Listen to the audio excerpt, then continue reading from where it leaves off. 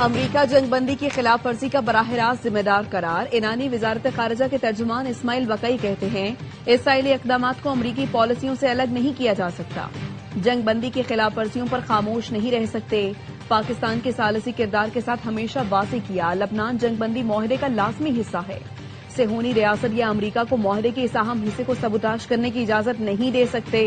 खित्ते के पड़ोसी मुल्कों से कोई मसला नहीं, अफसोस उन मुल्कों पर जिन्होंने ईरान के खिलाफ अपनी सरजमीन इस्तेमाल करने दी। इंतहाई बदएतमादी के माहौल में अमरीका से पैगामात का तबादला कर रहे थे।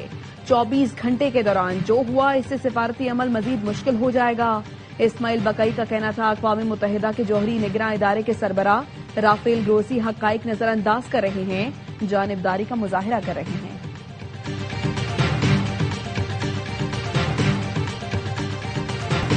ईरान के इसराइल पर मिसाइलों से जवाबी हमले। इसराइली फौज का कहना है, ईरान इसराइली इलाकों की जानिब मिसाइलों की नई लहर फायर की। दिफाई निजाम खतरे को रोकने और मिसाइलों को फिजा में तबाह करने के लिए काम कर रहा है। इसराइली रेडियो पर ऐलानात हो रहे हैं, हमले कई दिनों तक जारी रहेंगे। बिन गोरियान एयरपोर्ट पर इमरजेंसी नाफिज। इसराइली फौज का ईरान के स्ट्रेटेजिक फिजाई दिफाई निजाम पर बड़े पैमाने पर हमले का दावा।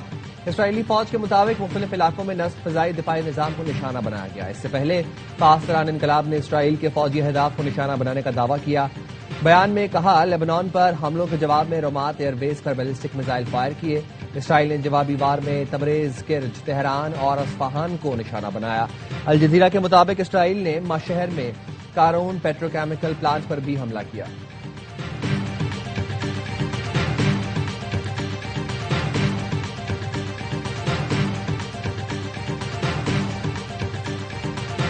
ईरान के खिलाफ किसी भी एकतरफा फौजी कार्रवाई में अमरीका शरीक नहीं होगा। अमरीकी सदर की इसराइली वज़ीर-ए-आज़म नेतन्याहू से टेलीफोनिक गुफ्तगू। सदर ट्रंप ने वाज़ेह किया, अगर इसराइल ईरान को निशाना बनाने का फैसला करता है तो अमरीका इस ऑपरेशन का हिस्सा नहीं बनेगा। फाइनेंशियल टाइम्स को इंटरव्यू में सदर ट्रंप ने कहा, ईरान इसराइल पर हमले बंद करे और मुज़ाकरात की मेज पर आकर बैठे। जितने मिसाइल चलाए जा चुके हैं वो काफी हैं। नेतन्याहू से कहूंगा जवाबी हमला न करे। बैरूत पर इसराइली हमलों से खुश नहीं हूं। एक्सियोस के मुताबिक ट्रंप ने कहा, दोनों तरफ से कार्रवाई हो चुकी।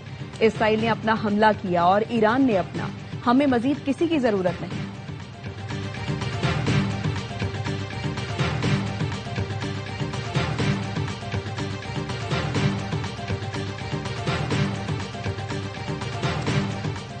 यमन के हौसियों ने भी इसराइल पर हमला कर दिया। एक्स पर बयान में लिखा, याफा में इसराइल के हसास अहदाफ को मिसाइलों से कामयाबी से निशाना बनाया।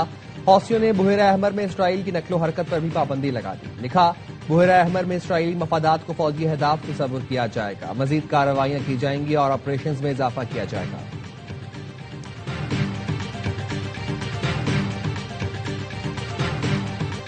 हुकूमत और पीपल्स पार्टी के दरमियान बजट पर फैसलाकुन मुज़ाकरात आज होंगे।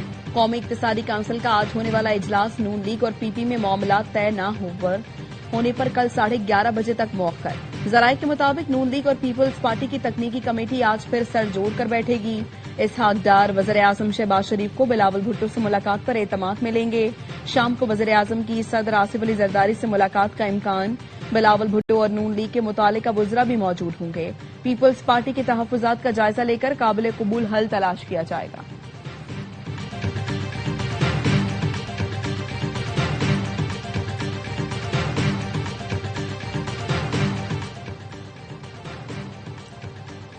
पीपल्स पार्टी का बजट में मुलाजमीन की तनख्वाहों और पेंशन में 50% इजाफे का मुतालबा। हुकूमत का मुतालबा मानने से इनकार। पीपल्स पार्टी की कम अज कम मुझे 60,000 रुपए करने की भी तजवीज। टैक्सेस और लेवी बढ़ाने की मुखालिफत। जराये के मुताबिक पीपल्स पार्टी ने तजवीज दी है, आमदनी बढ़ाने के लिए टैक्सेस के बजाय नए रास्ते तलाश किए जाए।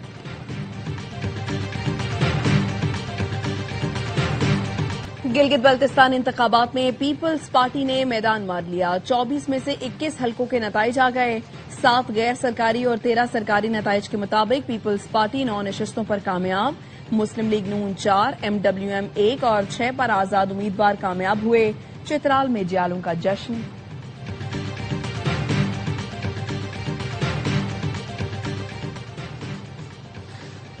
गिलगित बल्तिस्तान में शफाफ और पुरअमन इलेक्शन के इनेकाद पर वज़ीर-ए-आज़म शहबाज शरीफ की अवाम को मुबारकबाद। कहा, पीपल्स पार्टी गिलगित बल्तिस्तान में अक्सरियती सियासी जमात के तौर पर सामने आई। सदर आसिफ अली जरदारी और बिलावल भुट्टो को मुबारकबाद पेश करते हैं।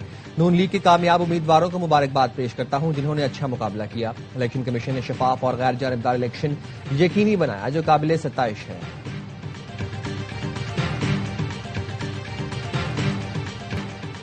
गिलगित बल्तिस्तान में तीरों की बारिश। पीपल्स पार्टी गिलगित बल्तिस्तान में वाहिद बड़ी जमात बनकर उभर रही है।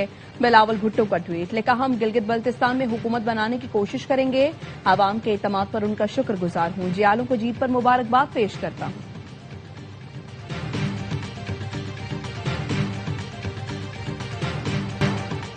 कोकेन डीलर अनमोल और पेंकी के खिलाफ मुनशियात की 2 मुकदमात की समाअत। तफ्तीशी अफसर मुकदमे का चालान पेश करने में नाकाम। एक बार फिर चालान पेश करने के लिए मोहलत तलब कर ली। कराची की मकामी अदालत ने आइंदा समाअत पर चालान तलब कर लिया। मुलजिमा और शरीक मुलजिमान को वीडियो लिंक के जरिए पेश नहीं किया गया। समाअत 15 जून तक मुलतवी कर दी गई।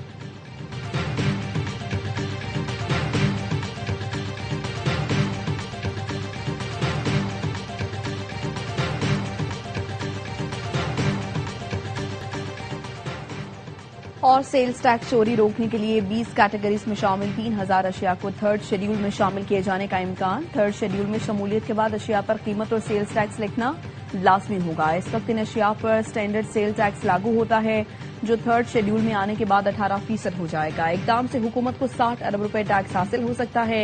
जराये का कहना है फ्रोजन अशिया, बच्चों का डब्बा पैक दूध, ketchup, mayonnaise, food supplements, electronic items third schedule में शामिल किए जाने का इम्कान। Chief of defence forces field marshal Asim Munir से ईरानी वज़ीर ख़ारजा का राबता। ईरानी मीडिया के मुताबिक फील्ड मार्शल से ईरानी वज़ीर ख़ारजा अब्बास अराग़ची ने ताज़ा सूरत हाल पर गुफ्तगू की। अब्बास अराग़ची ने तुर्की, कतर, बरतानिया और फ्रांस के वज़ीर ख़ारजा से भी राबता किया और खित्ते की ताज़ा तरीन सूरत हाल पर तबादला ख्याल किया। ईरानी वज़ीर ख़ारजा का इराक और सऊदी अरब के हम मनसबों से भी टेलीफोनिक राबता। अब्बास अराग़ची कहते हैं इसराइल की खिलाफ वर्जियों पर ईरान के इक़दामात के बारे में दोनों ममालिक को आगाह कर दिया।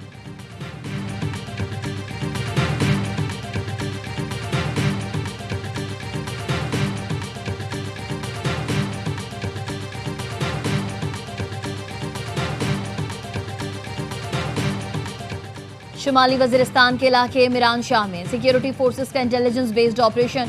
72 घंटों के दौरान फितना खवारिज के 27 दहशतगर्द मारे गए। सिक्योरिटी फोर्सेस ने खवारिज के मुताबिक ठिकानों को निशाना बनाया। ISPR ने बताया हलाक दहशतगर्द भारत के स्पॉन्सर्ड नेटवर्क का हिस्सा थे।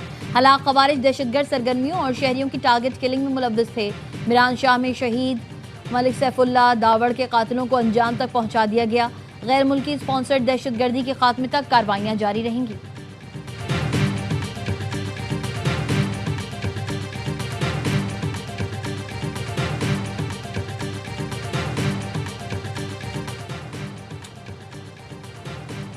रावला कोर्ट में कलदम एक्शन कमेटी के मुसल्ला शरपसंद अनासर की फायरिंग। कानून नाफिज करने वाले 4 एहलकार शहीद, 20 से जायद पुलिस और सिक्योरिटी एहलकार जख्मी हुए।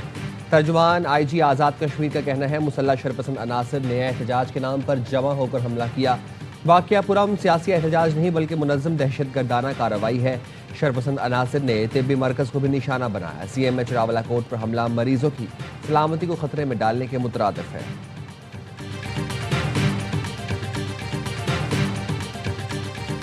भारतीय हठधर्मी से ICC women T20 world cup भी मुतासिर।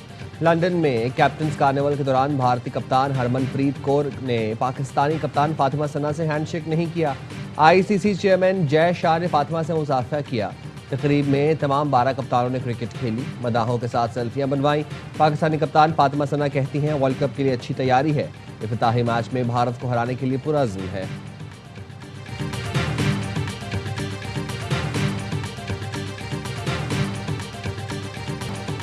फुटबॉल वर्ल्ड कप का एक्शन 3 दिन दूर, टीम्स की आमद जारी। स्वीडन और आइवरी कोस्ट का स्क्वाड अमेरिका पहुंच गया। मैक्सिकन व्यू के 40 साल मुकम्मल होने पर फैंस का जश्न। फुटबॉल लवर्स ने रिकॉर्ड बना दिया, 10 सेकंड्स में एक साथ फुटबॉल से करतब दिखाया। फ्रेंच खिलाड़ियों की प्रैक्टिस के दौरान फैंस से मुलाकात, फुटबॉल पर ऑटोग्राफ दिए। फ्रांसीसी टीम इवेंट में शिरकत के लिए 10 जून को अमेरिका के लिए उड़ान भरेगी।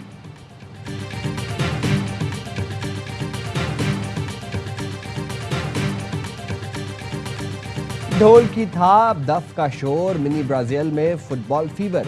104 फीफा वर्ल्ड कप के आगाज से पहले लियारी वालों ने छुट्टी का दिन यादगार बना दिया। अली मोहम्मद मोहल्ले में फुटबॉल के मतवालों का फोटो वॉक का एहतमाम। ब्राजील, अर्जेंटीना, स्पेन, जर्मनी, पुर्तगाल के मदाहों के साथ सऊदी अरब के इकलौते मदाह ने भी अपनी टीम के हक में खूब नारेबाजी की।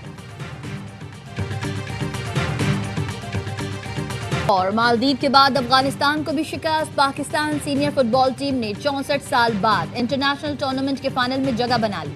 डायमंड जुबली 4 मुल्की कप में शाहीनों ने अफगानिस्तान के खिलाफ 2-0 से मैदान मारा। उमर नवाज और हारून हामिद ने एक गोल किया। कामयाबी के बाद खिलाड़ियों ने खूब जश्न भी मनाया। पाकिस्तान ने इससे पहले 1962 में अमेरिका कप फाइनल खेला था।